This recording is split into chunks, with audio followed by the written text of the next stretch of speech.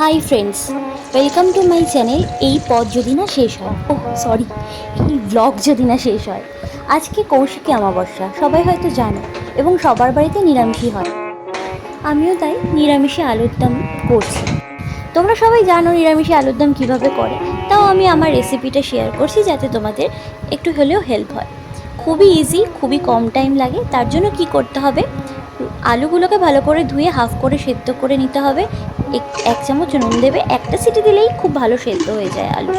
তো আমি pressure cooker লাগিয়ে একটা সিটি দিয়ে নিচ্ছি। এরপরে টমেটোগুলোকে কেটে নিতে হবে। আমি একটা টমেটোই দিয়েছি, তোমরা যেরকম আলু নেবে সেরকম টমেটো দিও বুঝে। আর যেরকম ঝাল খাবে সেরকম কাঁচা লঙ্কাও কেটে নেবে, কিছু ছিঁড়ে দেবে, কিছু পেস্টে দেবে। এই টমেটোগুলোও পেস্ট করতে হবে।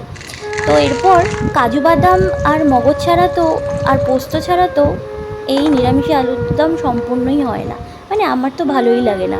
তো কাজুগুলোকে ভালো করে এরমভাবে কেটে ধুয়ে নিয়ে ভালো করে পেস্ট করে নেব। তার আগে কি করব, পোস্ত শুকনো গুঁড়ো যদি করে নিতে পারো খুবই ভালো হয়।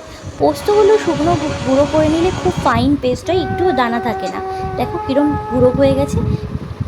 এরপরে আমরা এর মধ্যে কেটে রাখা টমেটো, লঙ্কা আর কাজু বাদাম, মগজ এগুলো দিয়ে একটা ফাইন পেস্ট করে নিলাম। এরকমই কিন্তু থিকনেসটা রাখবে, বেশি জল দিতে হবে না, অল্প জলেই হয়ে যায়। এরপর আলুগুলো তো সেদ্ধ হয়ে গেছে, এগুলো তো ছোলাতে হবে। ছুলিয়ে ফেলছি আলুগুলো পটাপট। আলু আমার ছোলানো হয়ে গেছে, এরপর ভাজতে হবে। তার জন্য কি করব, কড়াইতে তেল দিয়ে ভালো করে গরম করে আলুগুলো একটা একটা করে ছেড়ে দিলাম। বেশি কিন্তু ভাজতে যেও না, লাল লাল করেই অল্প একটু ভাজলেই হয়ে যাবে।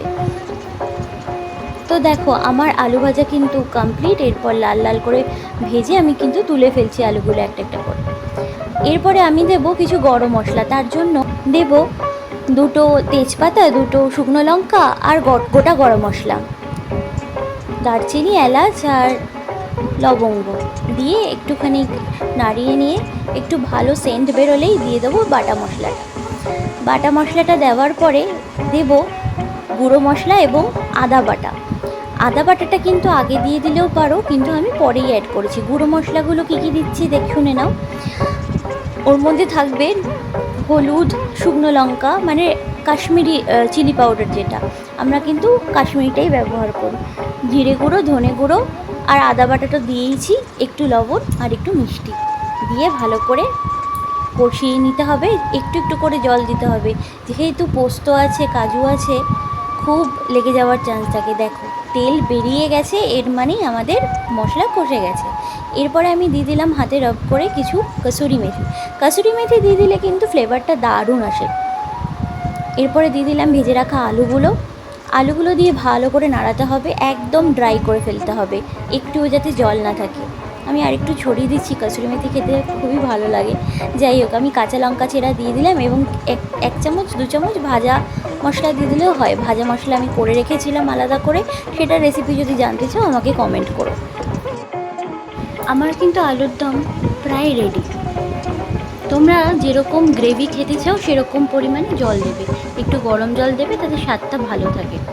আমরা বেশি গ্রেভি খাবো না, রুটি দিয়ে খাবো বলে কম জল দিয়েছি।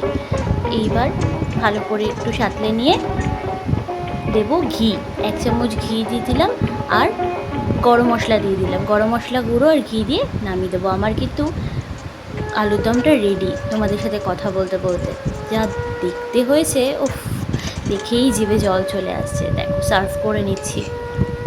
তোমাদের এই ভিডিওটা যদি ভালো লেগে থাকে তোমরা কিন্তু সাবস্ক্রাইব করতে ভুলো না, পারলে শেয়ারও করে দিও। Thank you, tata.